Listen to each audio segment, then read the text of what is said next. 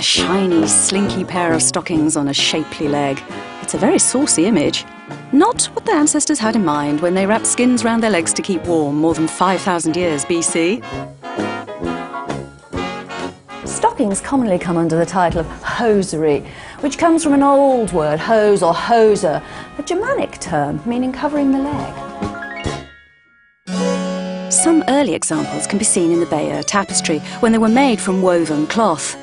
By the 16th century, they began to be knitted from wool, and men were showing them off royally. 16th century men, they were the lads, they were the peacocks, and of course there they are now in their trunk hose and their nether stocks, and the nether stocks are in beautiful colours, wonderful jewel-like colours. I mean, there's beautiful carnation reds, and there's beautiful blues, yellow, sort of almost autumn colours, green, anything.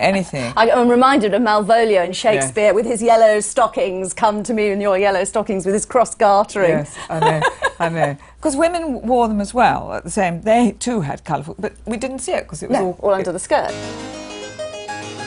For the Elizabethan aristocratic lady, however, the very latest in fashion, the most beautiful of all, were knitted silk stockings.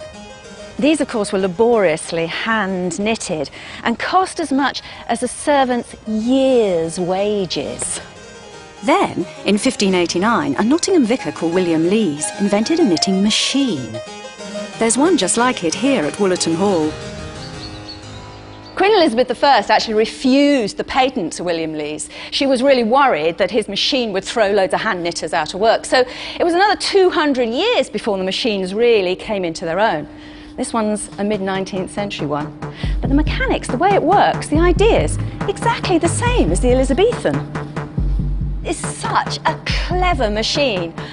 Basically, you put the stockings on all these little hooks here, all the threads, and it works back and forward with the loops.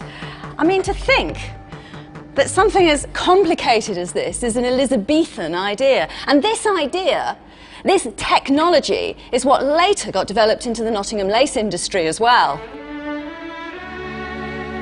Knitted silk continued to be the stocking of choice for the next 300 years, provided you could afford it, of course. Here's some 19th century Victorian stockings, probably about 1850s, 1860s or so. The feel of silk like this is lovely, gorgeous.